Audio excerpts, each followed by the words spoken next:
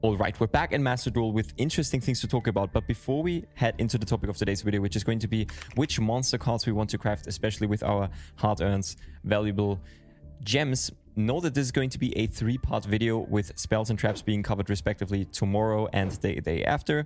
So if you want to check that out, make sure you check the channel. On another note, there is going to be a maintenance update. So if you go to notifications here, we saw maintenance. There is going to be a maintenance update on the 27th. We don't know if this is going to mean something big. We don't know if it's only going to be for server improvement, which they're stating here. There's probably going to be even a bigger update on the 1st of February, since the season ends with that date. And we can expect maybe some announcements for the ban list, maybe something like best of 3 format, or any other important information. So what I'm trying to tell you is that if you have gems lying around, or if you have crafting points, maybe wait a few days until they announce what the direction basically the game is going to develop into before you spend all your gems. But that's enough silly off-topic talk. Let's talk about which cards to craft with your hard-earned gems. All right, if you just want to take a screenshot of these cards, go ahead and do so. Craft them for yourself if you have the gems, if you have the crafting points. Now, I come from the TCG, and all of the cards that I'm going to show off here have been, are, or will be relevant at some point during the era of Master Duel.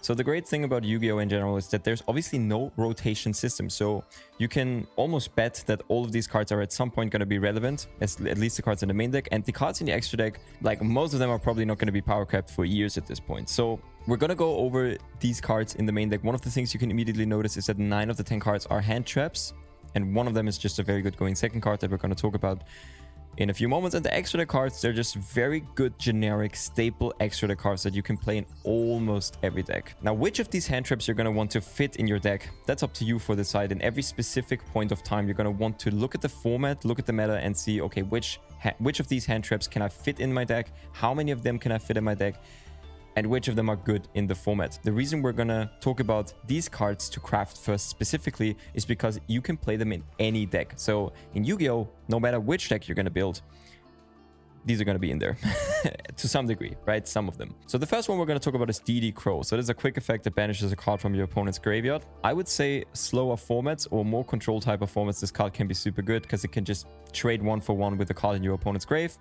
Against Sky Striker, this can be super reasonable. This card has maybe not seen the most play in recent years, but I still think it's like a very, it's a very good card to have, and I think many topping deck lists already Master Duel are playing this card. Effect Veiler is a staple one. Almost everybody knows this card. At this point, it's a tuner, it's a level 1 light. That already makes it pretty good because you can normal summon if you haven't normal summoned that turn and synchro with it, or make Hulk with Firebricks. But other than that, if your opponent goes first, you can just negate a monster they control for the rest of the turn, so it just stops a monster effect they have. Drone Lockbird is a card for extreme formats. So if there's a deck in the format that searches about 15 times to their hand, and you cannot, like, even if you use 3 Effect Veilers, it doesn't matter because they just search and search and search and they just keep extending. Drone Lockbird is your card, because if your opponent has once added a card from their deck to their hand this turn, you can send it from your hand to the grave, and neither player can add cards from their main decks to their hand for the rest of the turn. Basically, your opponent adds something from the deck, you drop this, your opponent cannot search for the rest of the turn anymore. But it's only good in extreme formats, where decks like Drytron are running around, decks like, I think Spiral was one of them, which in the current Master Duel format, this card should be very good. The only reason it's not good is because we're playing in the best of 1 format. I think this will be a stable 3 of in every side deck as soon as we get a best of 3 format, so maybe be prepared of that. Maxi, Maxi, oh god, the card is at 3 in this game, that's crazy. I mean, this card is banned in the TCG, probably for good reason. Many people would agree, some people don't agree.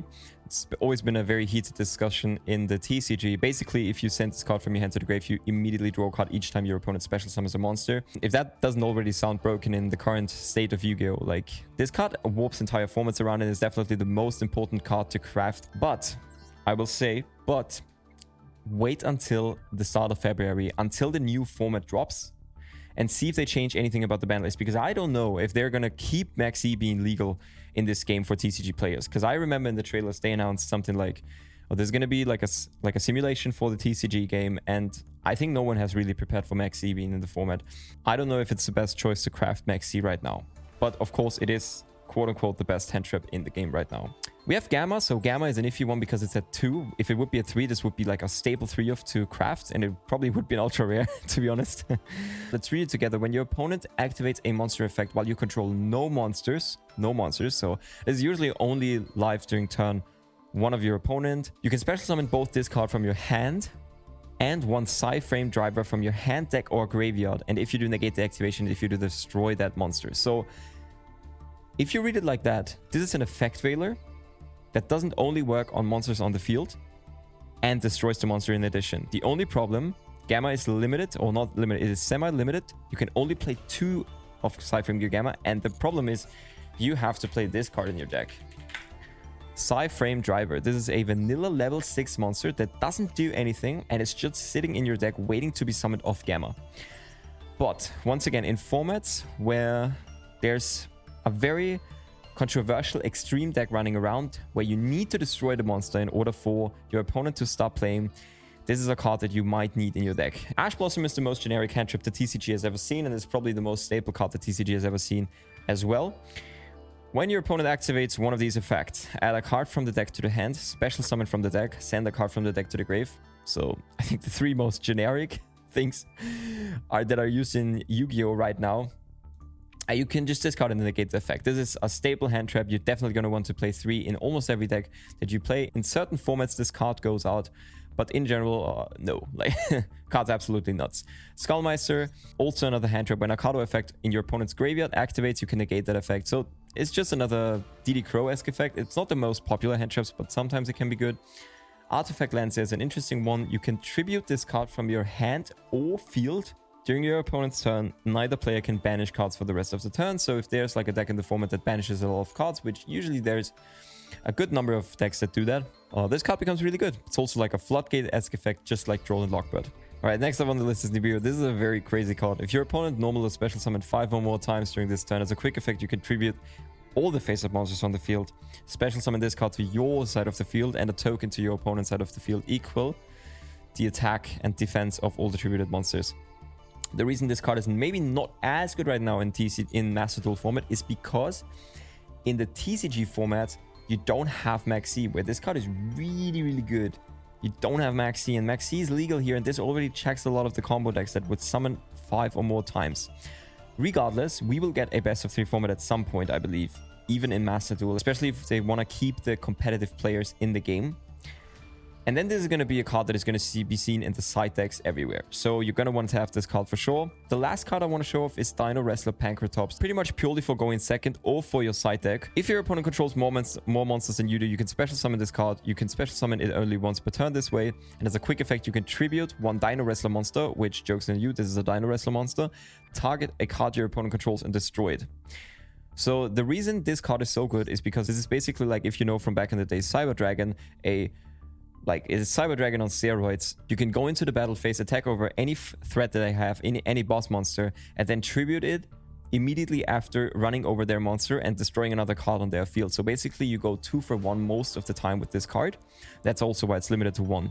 So the reason I included it here is because I think in general, this will be a card that you want to have just because it trades so well with most decks and it's good into almost every deck. So as a free-to-play player, I believe this card is a staple card going to be in your side deck when there's a best of 3 format. Maybe not an ultra rare that is worth picking up right now, but in the future, surely. For the extra deck, we have a few staple cards. We're going to start with the Exceed monster. This is Divine Arsenal AA Zeus Sky Thunder. Usually just people call this just Zeus. So 3000. Don't look at the rank or whatever it is. Just ignore that because you can summon this by another method. If an Exceed monster has battled this turn, any Exceed monster, it doesn't have to be your Exceed monster, you can special summon this card on top of your Exceed monster. You can detach 2 materials as a quick effect from the card and send all the other cards from the field to the grave. So I mean, that alone already sounds very good. It is not a once per turn, so if you play a deck like Zodiacs, right, where Zodiacs, it's a very good archetype, which we'll cover in another video in the coming days. But as you can see, I've already crafted a few cards here. If you look at them, they have clauses where you can just special summon them over another without having any sort of like normal summoning condition. So you can just put 4 Exceed monsters on top of each other and then put a Zeus on top and just wipe the entire field. And if they have something like impermanence or an effect veil, you can just chain this once again. So yeah, this card is absolutely broken. You should probably craft it. Next here is Linkaribo. So Linkaribo originally seemed like a total waste to me as an ultra rare slot. But the thing is, you need this in more combos than you might initially think, right? Many mid-range and combo decks will use this card to pretty much just get a level 1 monster in the grave. You know, many level 1 monsters have clauses where they get effects when they're sent to the graveyard. You need a link monster on the field to activate any effect. This is a card that also triggers Parallel Exceed, or like this card just generically is good in a lot of decks. So that's why I think it's worth crafting this card, even though on paper it seems like a waste. I think you need this in more decks than you initially think. Just because it's a combo piece in that regard, right? The next one is a super staple. Like, I think in terms of link monsters, this has seen the most play in the TCG in the last years. Out of all the link monsters, it's Nightmare Phoenix. It's a link 2. You just need 2 monsters with different names. If it's summoned, you can target a spell and trap your opponent controls by discarding a card and destroy it. And if that wasn't good enough alone, if it's co-linked, so that means that if 2 red arrows point to each other, you can also draw a card. This card goes like 1 for 1 at worst, and sometimes a +1 at best. And in addition to that, it also has a stunning artwork, so that's also really cool. IP Masquerena is the next card we're going to talk about. This is probably the best end board link 2 that you can make generically.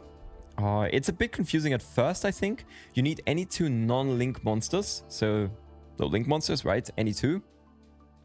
And during your opponent's main phase, you can, as a quick effect, link summon a link monster using the IP Masquerena as a material. So the reason this card is really good, and the reason linking during your opponent's turn is really good, is because another card exists that's called Nightmare Unicorn.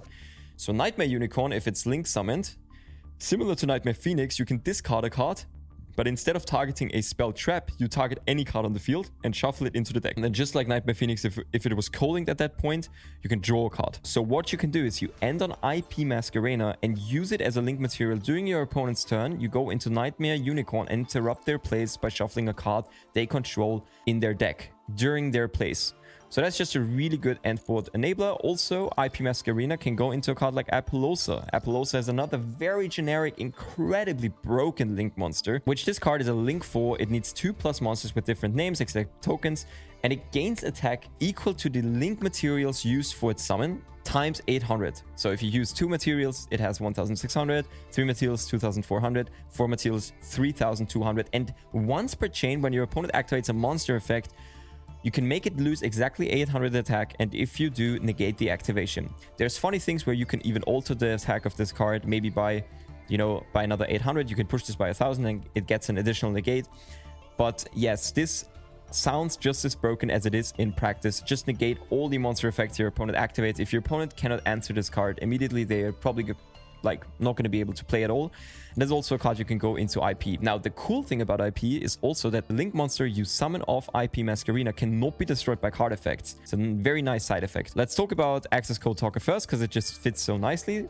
Access Code Talker is a card that was released in 2020 in the TCG and has since been like a super staple in every extra deck, basically. You use 2+ effect monsters for it. It's a link 4. It has 2300 attack, but not for long. If it's link summoned, you can target a link monster in your grave that was used for its link summon, and it gains 1000 attack for each link rating. So if you use, let's say, a Nightmare Unicorn, which is very common, and it's a link 3, you go into Access Code Talker, you target the Nightmare Unicorn in your graveyard, and this gains 3000 attack. So it's on 5300.